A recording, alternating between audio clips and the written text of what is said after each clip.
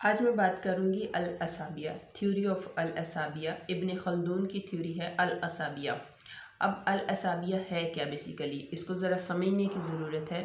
الاسابیہ father of sociology ابن خلدون کہتے ہیں کہ اسابیہ یہ ہے کہ جب آپ کی سوچ، آپ کی چیزوں کے اندر سملیرٹی پائی جاتی ہے، ایک ریاست تبھی آگے چل سکتی ہے۔ ایک ہمارا گھر ایک چھوٹی ریاست ہوتا ہے اور اس کے تمام افراد کے اندر اگر سملیرٹی ہوگی تو وہ آگے چل سکے گا۔ سیم اسی طرح سے اگر اس کے اندر مذہب کی اور اس کے اندر روایات کی، کلچر کی اور سوچ کی ہم آہنگی ہونا بہت ضروری ہے۔ یہ ہے الاسابیہ۔ اب اسی الاسابیہ کی تھیوری کو ہم اپنے ایک چھوٹی ریاست، گھر کی ریاست جسے بولتے ہیں، اس کے اوپر لا کر بات کرتے ہیں کہ ہمارے معاشرے میں جو تبدیلی آ رہی ہے، جس کی وجہ سے ہم لوگ ڈسٹرب ہو رہے ہیں، ہماری سم ٹائم ڈپریشن، انگزائٹی کے بھی پرابلمز آ رہے ہیں، وہ بیسیکلی اسی بیس کے اوپر ہے کہ گھر کے افراد چاہے 10 ہیں یا گھر کے افراد چاہے 6 ہیں، اس سے کوئی فرق نہیں پڑتا۔ لیکن فرق اس چیز کے اوپر پڑتا ہے کہ اگر گھر کے افراد 2 بھی ہیں تو ان دونوں کے سوچ کا پرسپیکٹیو سیم ہوگا، ان کے اندر الاسابیہ ہوگی تو وہ گھر آگے چل سکے گا۔ سیم اسی طرح سے کسی بھی ملک میں جب مذہبی پہلو اور ان کا معاشرتی پہلو اور ان کی سوچ کا پرسپیکٹیو سیم ہوگا تبھی معاشرہ آگے ترقی کر پائے گا۔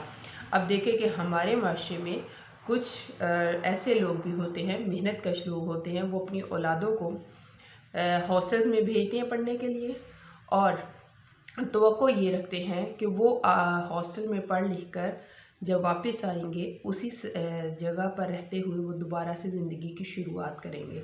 ایسا ہرگز نہیں ہوتا۔ بچے جو ہیں وہ پڑھ لکھنے کے بعد، بہت ساری نئی چیزیں سیکھنے کے بعد، ان کی سوچ کا پرسپیکٹیو چینج ہو چکا ہوتا ہے، وہ جس سوسائٹی میں رہ رہے ہوتے ہیں وہ وہاں سے موو کر کے آگے جانا چاہ رہے ہوتے ہیں، تو جس کی بیس کے اوپر ماں باپ کے درمیان اور اولاد کے درمیان جو ہے ڈفرنس آ جاتا ہے۔